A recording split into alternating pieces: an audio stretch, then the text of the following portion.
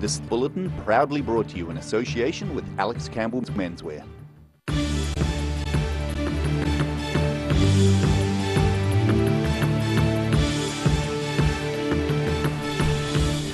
Tonight on the South Today, the Southern Field Days in Waimumu wraps up after one of its biggest years to date.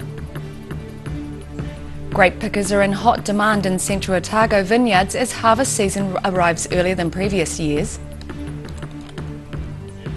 And the Dunedin City Council ditches firepower for lightsabers this Chinese New Year.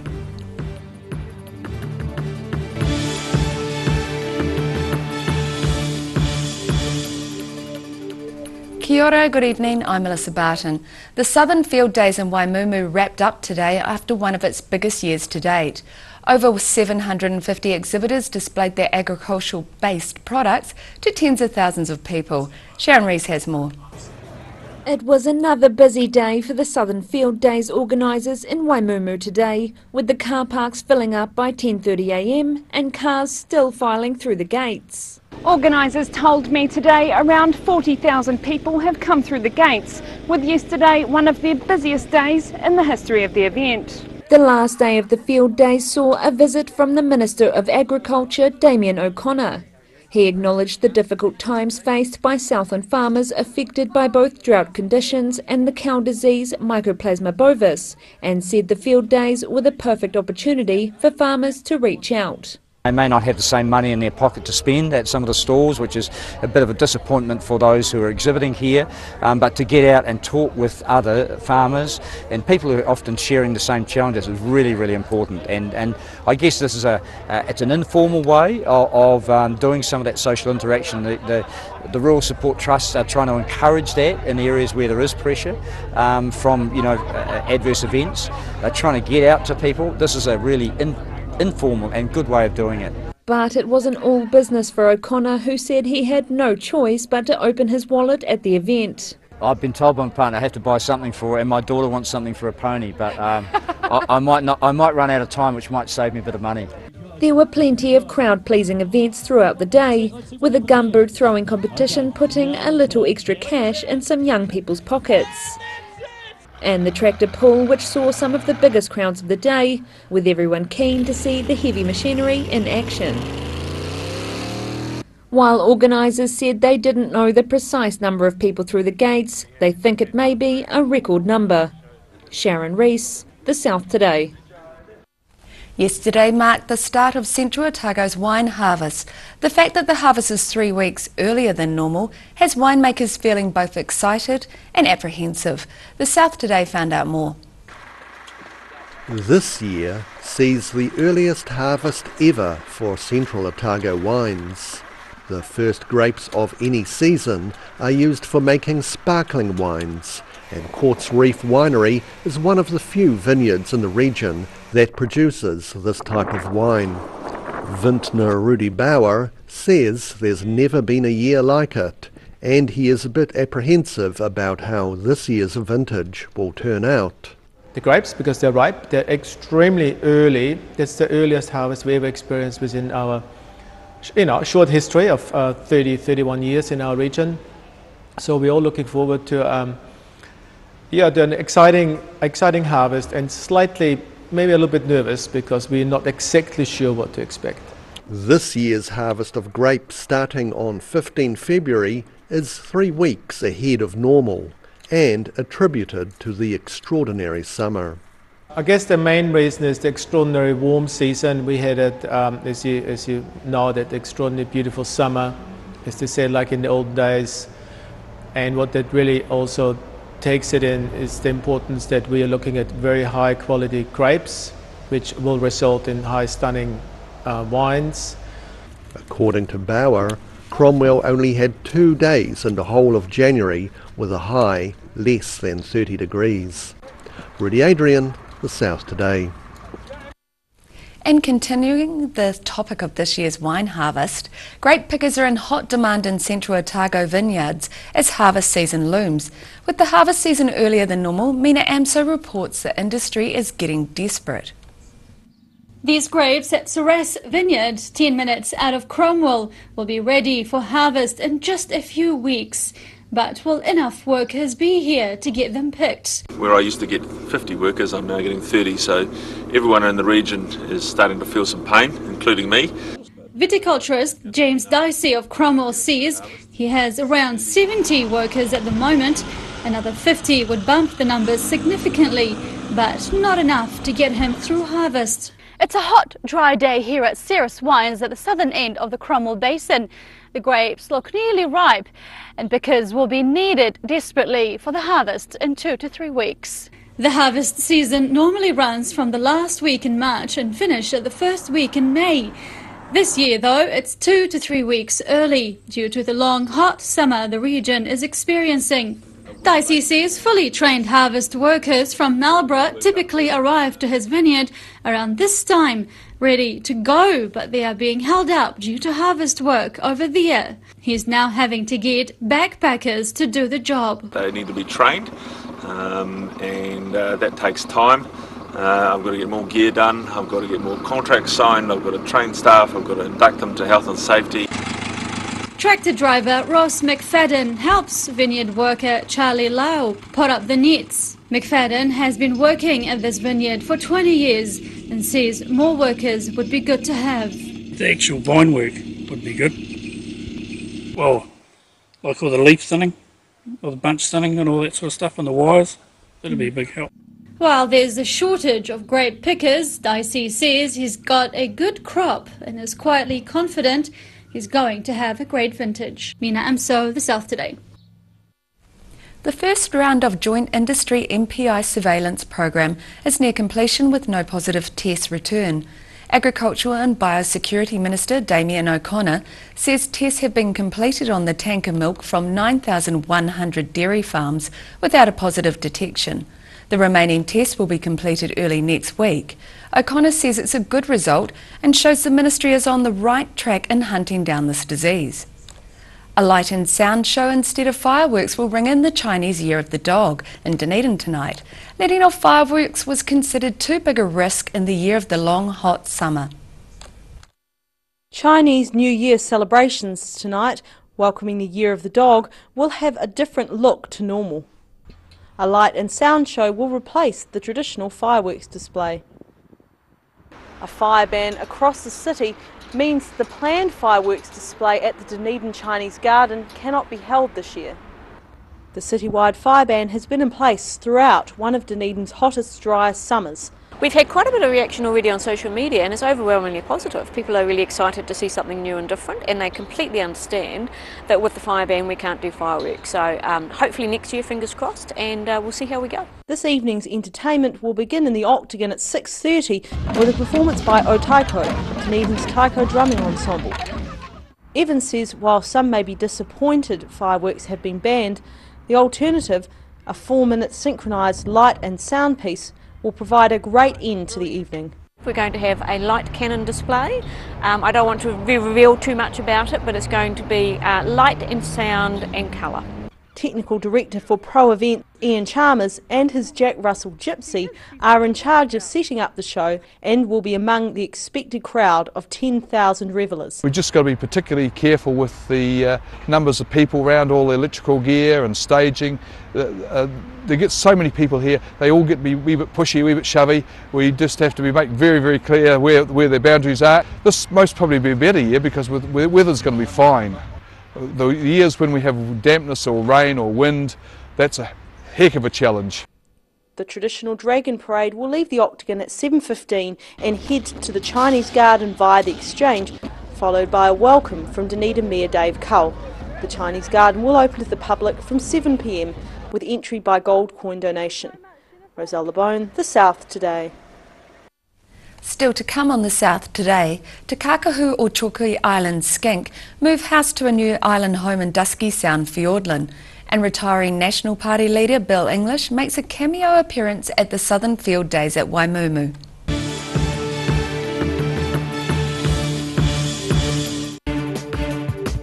For all your news from the southern regions as it happens, go to our Facebook page.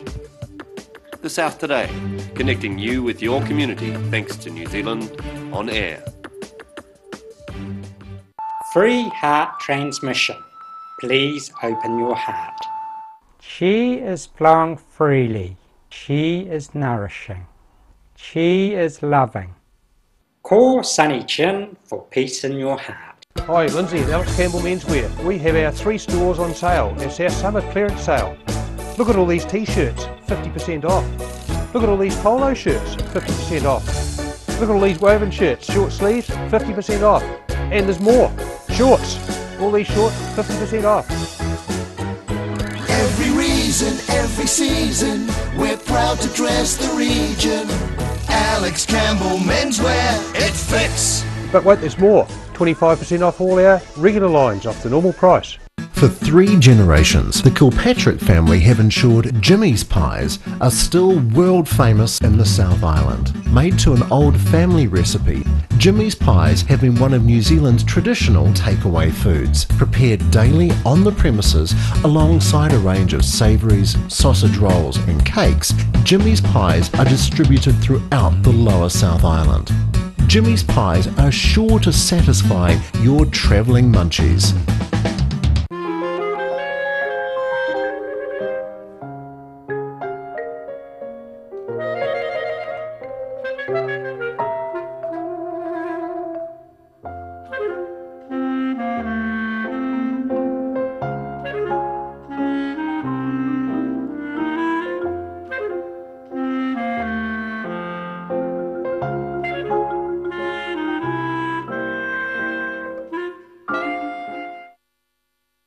At the Hard to Find Bookshop, we sell quality books on all subjects from the rare to the recent, and where viable, we will come to you. We have a great reputation for integrity and honesty, so if you're downsizing or sorting an estate and have books to sell, contact us. The Terminus Apartments, where heritage meets modern sophistication and where the past is Dunedin's future. These 1 or 2 bedroom apartments are fitted with modern amenities, room to move and spectacular harbour and city views. Contact us now to have your piece of luxury. While you're relaxing this holiday season, Ready Lawn is available to help you with your lawn needs, big or small. We work so you don't have to. Call Ready Lawn today. Calling all Otago superheroes, the 2018 Relay for Life needs your team. On March 17 and 18, the relay teams will join together to create one of the most inspiring events, helping not only to raise funds but also to remember those who have fallen to cancer or are struggling with it.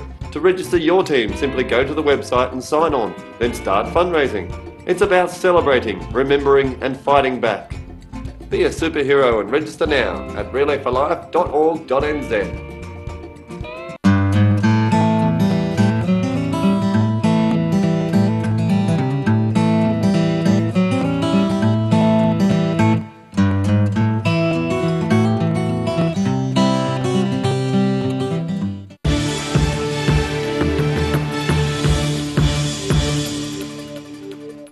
Welcome back. Te Kakahu or Chalky Island skink have been introduced to a new island home in Dusky Sound, Fiordland, to improve the security of the species. Te Kakahu skink are only known to inhabit one 50 metre by 50 metre site on Chalky Island in Chalky Inlet, Fiordland National Park. Dock Biodiversity Ranger Bex Jackson says establishing a population on Anchor Island in Dusky Sound will help protect the species should a predator species ever invade its home. Retiring National Party leader Bill English was on centre stage at the Southern Field Days at Waimumu, just outside Gore today. The race to fleece one sheep, each was down to the last few blows. Competitors set. Returning to his earlier style of manual labour. 29-year parliamentary veteran Bill English displays one of the farming skills he has that might be of value to a prospective employer once he leaves his job in politics at the end of the month. Both around in the first front shoulder. Mr. English swings around the long blow. Jamie McCall, long blow time as well. This is going to be close, folks. Bill English has made occasional cameo shearing appearances, and as Prime Minister a year ago, even claimed victory over shearing legend Sir David Fagan in a one-sheep match. Today's fast shearing match was the final event of this year's 3-day Waimumu Field Days. Daryl Baser, The South Today. The former Prime Minister Bill English lost the competition. The Queenstown-based Sri Lankan family, given a one-year reprieve from deportation, are thankful to be able to get back to work and normal life. Mena Amso spoke to the couple earlier today.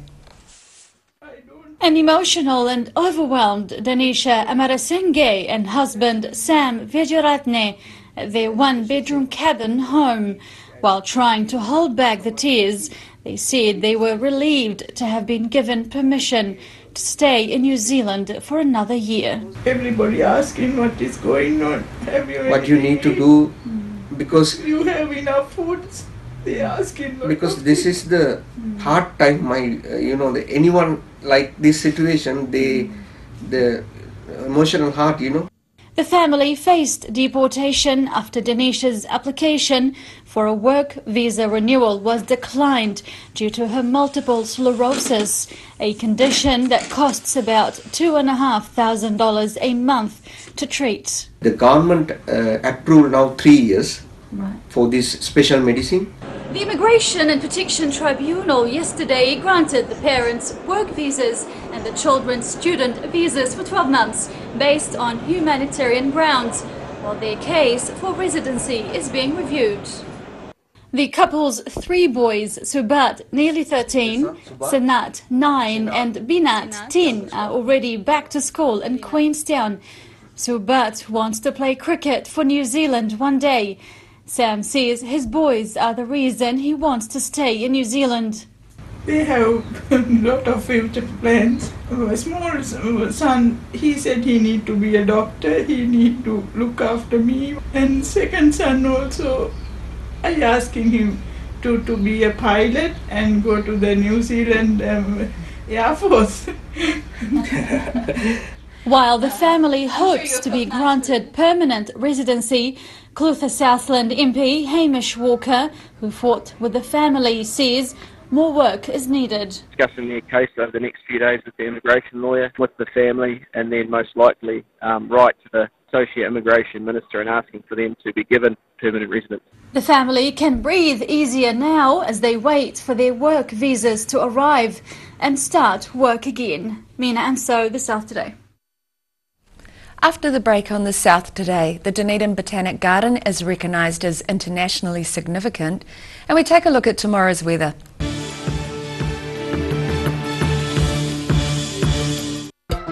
Hi, Lindsay here from Alex Campbell Menswear. Once again, we've opened up a pop-up store in George Street, right beside McDonald's. We've got up to 70% savings on normal retail. There's some great buys.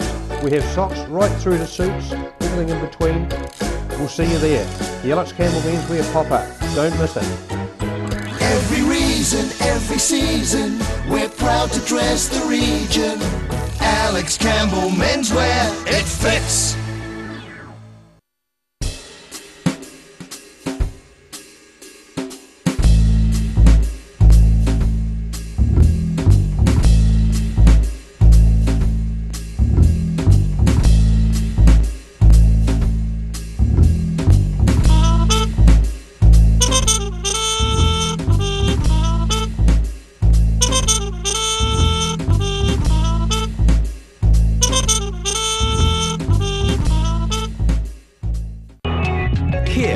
This week's Mole Map UV report.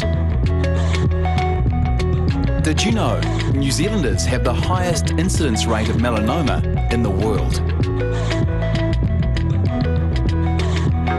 If you've ever been on a sunbed or been badly sunburnt, what are the chances you could have melanoma? Remove the doubt. Get a mole map. Oh, I'm not happy with this product demonstration, Ralphie. Oh, relax. It's all about balance. The balance between softness and strength. And my balance is perfect. So we won't fall? Of course not. Hi, Ralphie. Oh, hey there, Wolf. Whoa! You fell for it. Yep, I fell for it. Cotton Softs. Softness and strength you can trust. I'm Cotton Soft on the environment too. Garrador Dunedin, delivering quality stylish garage doors in Dunedin for over 15 years. New doors, replacement doors, repairs and maintenance are all part of Garrador's quality service. Garrador Dunedin offers a full range of modern quality doors to suit any home.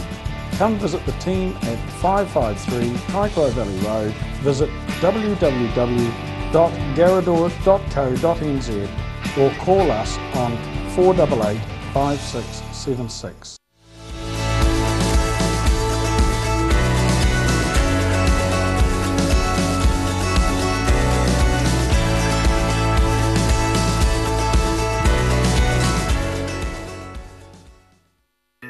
"135 Cumberland Street is a brand new, recently listed Category 1 heritage building right in Dunedin's warehouse precinct.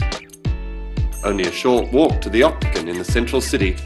These are warm, well-insulated, self-contained apartments with all you need for a short or long stay. With beautiful views onto the harbour, these Airbnbs at 135 Cumberland Street come highly recommended for your stay in Dunedin. Active Interior Design in Mornington are the curtain and blind experts. The team can even advise you on outdoor products like awnings and umbrellas, and will ensure that everything is perfect. For interior design with flair, call Active to book your free in-home consultation or call into the showroom in Mornington.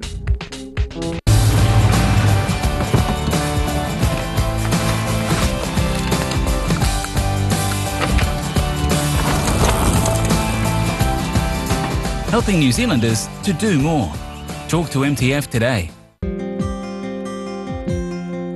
While you're relaxing this holiday season, Ready Lawn is available to help you with your lawn needs, big or small. We work so you don't have to. Call Ready Lawn today. Motor Trade Finance proudly brings you Rural Delivery. A look at the places and faces behind New Zealand agriculture.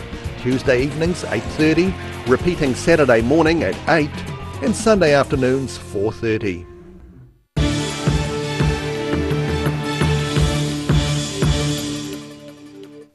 Thanks for staying with us. Signs banning freedom camping have been installed today at the entrances to Lake Hayes and the Shotover Delta. Anyone found camped overnight in these areas between these times will be fined $200, risk being clamped and may have their belongings seized. Gates will be locked at night, restricting vehicle access between the hours of 10 p.m. and 5:30 a.m. The New Zealand Gardens Trust has renewed the 6-star award for the Dunedin Botanic Garden. The award recognises gardens of international significance. The South Today took some time out to commune with nature. Since 2010, the Dunedin Botanic Garden has been officially recognised as a garden of international significance. That award has now morphed into a 6-star garden. Team leader and curator Alan Matchett says the award has helped motivate the staff. But it actually sets a standard, a level for us to achieve. And it might be a hard task to actually get it in the first place, but it's actually quite difficult to maintain that level of standard. And that's been the challenge and exciting part for us over the years. The garden was established in 1863 as New Zealand's first botanic garden, and Matchett says it continues to cater to the wide range of interests for both locals and tourists alike. Yeah, there's a very wide garden audience that visit the garden. They see different things, they come from different countries, so yes, it's exciting for them. It could be just chilling out in a beautiful environment, or looking at the blooms and appreciating the horticultural work that we do here. He also points out that it isn't just the garden staff who have been involved in the winning of the award. Obviously the effort here at the Botanic Garden isn't just Botanic Garden staff. We have a lot of contractors that have played an important part in making sure that things were fixed, painted and oiled, and particularly the timber work. So it's been an all-round effort, and yeah, it's been an amazing achievement. And there have been many people following us over the last 2 months to see how that assessment process ended up. The only other public garden to have won the 6-star award is Atari Wilton's Bush in Wellington. Rudy Adrian, The South Today. And now it's time for a look at what's happening in tomorrow's ODT. Welcome, Paul Gorman. What have you got for us tomorrow? Well, really busy weekend around the region. Big weekend in Dunedin too. Robbie Williams, Chinese New Year. Loads of parents coming in with their kids for varsity and that. So we've got a busy ODT tomorrow as well. Just going to the mix tomorrow, we've got a great feature on Essie Summers, who is one of New Zealand's great romance novelists, or was, I should say. She wrote books, 19 million of her books sold. She's the original Mills and Boon novelist from New Zealand, so there's a lovely piece on her in the mix tomorrow. News-wise, Logan Park Dramatics down there with the surface, the artificial turf. They're having problems with the soil underneath, and it could cost another 700,000 on top of the 3 million that it's supposed to cost. That's not a cheap fix. No, that's right. It's not as straightforward as they thought. And also, we've got a story about a proposed sports walk of fame in Dunedin from the railway station to Forsyth Bar Stadium, with stopping points along the way for people, say, like Yvette Williams, Lois Muir, Daniel Loader, Richie McCaw. So that's quite an interesting idea. It's just being floated by a councillor at the moment. Be really interesting to see some of the plans for that too. Yeah, we've got a little map going in to show people where it goes. So good. Yeah. So. Wonderful. Thanks for that. And now it's time for a look at tomorrow's weather. Tonight's weather proudly brought to you by Mole Map. Starting with today's southern view taken of a pond in the Botanic Garden. Looking at the situation, a front will weaken tonight and decay tomorrow, with early showers clearing and mostly fine weather developing. Westerly airflow will increase again on Sunday ahead of another weakening front, but that will leave cooler southwesterly airflow over the southern districts for much of next week. Looking at the southern towns, Balclutha, Catlins, Gore and Lumsden, you're on for light southwesterlies, mostly fine weather and a pleasant 18 degrees. Moving across to the central towns, Alexandra, Queenstown and Wanaka, you have light southwesterlies, showers clearing and 21 degrees. Tiana, you'll have light southwesterlies, mostly fine and 18 degrees for you. Moving up to the northern towns, Oamaru, you have variable winds, showers clearing and 20 degrees. Amarama and Twizel, you're in for light winds, rain clearing and 23 degrees. Timaru, you are on 23 but with more variable winds and some rain. And in Dunedin tonight, cloudy with an overnight low of 15 degrees. Tomorrow low cloud at first with some light showers, but cloud breaking late morning and sunny periods increasing during the afternoon. Moderate southwesterly winds 20 and 14. And sunny periods and some cloud on Sunday with moderate northerly winds, cloud increasing later in the day, some showers at night 23 and 13 degrees. And in Invercargill tonight, showers clearing with an overnight low of 11 degrees. Tomorrow becoming fine with sunny periods and scattered cloud and moderate westerly winds, 18 and 13. And it's fine and sunny at first on Sunday, but cloud increasing during the day and northwesterly winds increasing to become strong and gusty, some rain from evening, 20 and 13 degrees. So get your jobs early. That's our news for this Friday. For the latest news from the southern region, you can follow us on Facebook and at channel39.co.nz. We leave you with some images from the week that was. I hope you all have a great evening. Take care. Ka kite anō.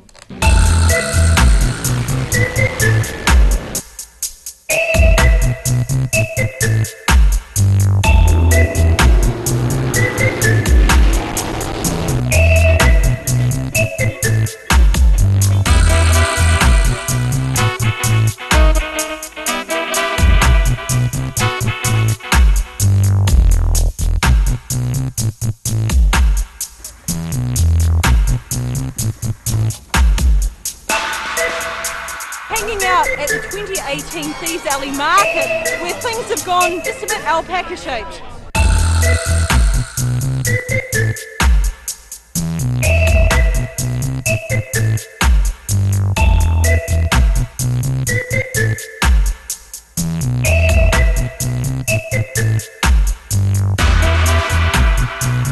That I'm resigning as leader of the National Party and will leave Parliament.